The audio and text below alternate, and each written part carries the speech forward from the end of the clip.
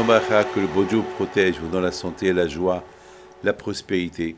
Dans la paracha de cette semaine, on lit quelque chose de magnifique. L'histoire de Yaakov et Esav. On connaît très bien ce qu'on avait parlé toute la semaine.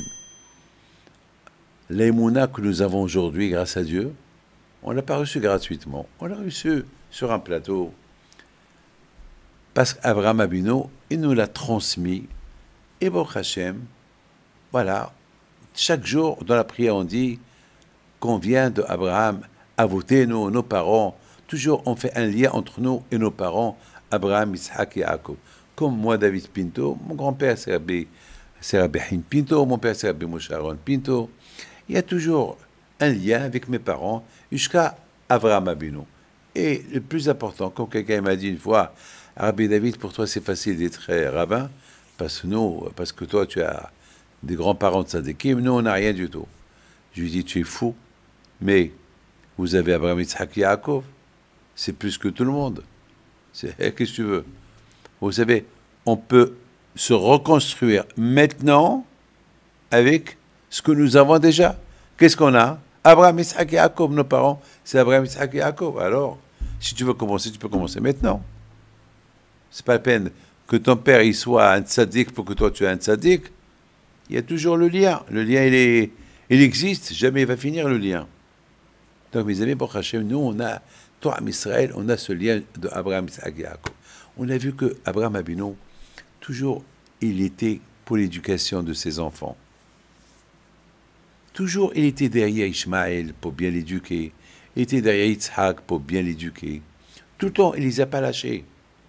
Même lorsqu'il y avait des problèmes entre Sarah et Ishmaël, toujours Abraham Abino, alav shalom, était toujours derrière Ishmaël pour bien l'éduquer.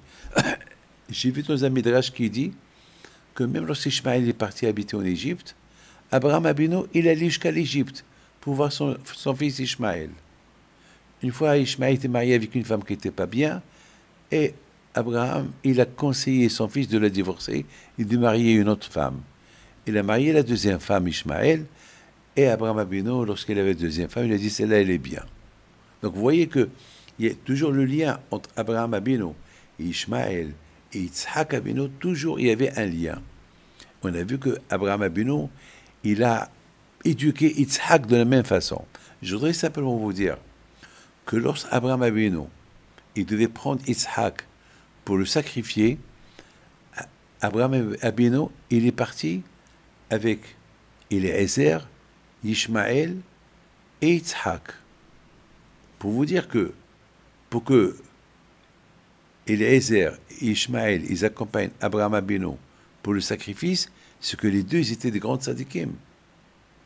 Ne croyez pas que c'est l'éducation qu'Abraham Abino, il a donnée à ses enfants. Donc, Yitzhak Abino aussi, lorsque il a eu les deux jumeaux, Esav et Yaakov, lui aussi, il leur a donné une bonne éducation. Mais malheureusement, Esav, il est sorti du chemin. Il est sorti du chemin. Il voulait vivre gratuitement. Il veut vivre avec son épée. Il ne veut pas faire de business. Il veut voler. Il ne veut pas chercher une femme. Il veut voler une femme mariée. C'était ça. Et Yaakov Abino était un tzaddik, était à la yeshiva. Mes amis, on a vu que Yitzhak Abino, c'est écrit dans la Torah, que Yitzhak, il aimait Esav. Et Rivka, elle aime Yaakov. Mais comment? C'est pas logique. Yitzhak, il aime un rachat? Non. Il lui donne la chance. Comme le bon Dieu qui nous donne la chance. Même quand on fait des fautes, Hachem, il nous donne toujours la chance. Kerahim Av Albanim. Toujours le papa, il a la pitié sur ses enfants. Peut-être, il va faire teshuva. Peut-être, il va faire teshuva. Mes amis, un jour, Yitzhak Abino appelle son fils. Il dit, mon fils, ça suffit. Il faut que tu fasses teshuva. Prends un bon chemin. Ça y est, basta. Tu ne peux pas continuer comme ça. Écoute-moi, mon fils. je vais te donner les meilleurs brachot du monde. Apporte-moi de la chasse. Mais apporte-moi de la bonne shhita. Je te fais confiance. Ne me fais pas manger du tarif. Et je te donne la meilleure bénédiction du monde. Regardez comment Yitzhak Abinu, il avait un espoir. Peut-être Esav, il va faire teshuva. Et Esav, il dit d'accord, papa. Il était content. Waouh, je reçois des brachot. Il est parti. Pour faire de la chasse. Parce que Yitzhak Abinu était riche. Il avait, ça ne lui manque pas du bétail.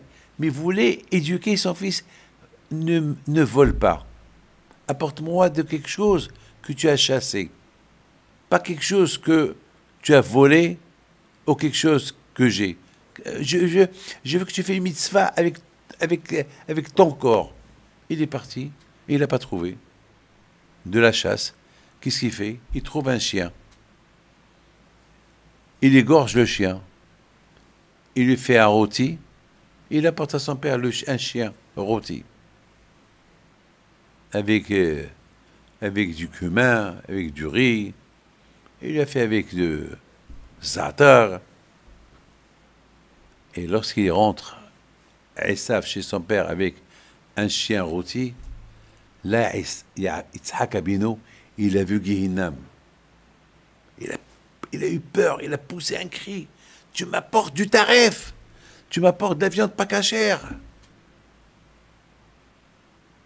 Ah, mais, mes amis, pourquoi à cet instant-là, Yitzhak, il n'a pas jeté Esav de la maison? Non. Non seulement qu'il n'a pas jeté, il lui a fait une bracha, il l'a béni. Il n'a pas jeté de la maison. Pourquoi? Même qu'il a fait tout ce qu'il a fait, peut-être il va faire teshuva.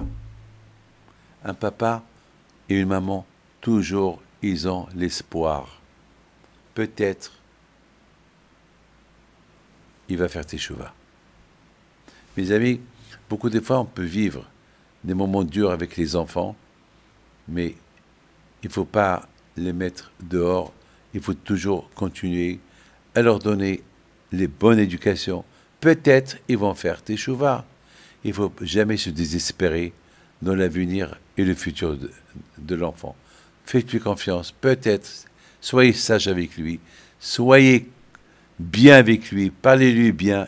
Et peut-être, il y aura un espoir. Ben, on voit Yitzhak Abinu. Il ne s'est pas déconnecté de l'espoir. Toujours, il a l'espoir. Peut-être. Mes amis, que le bon Dieu vous protège. Qu'on a toujours l'espoir de voir, si Dieu veut, nos enfants grandir dans la Torah. Amen.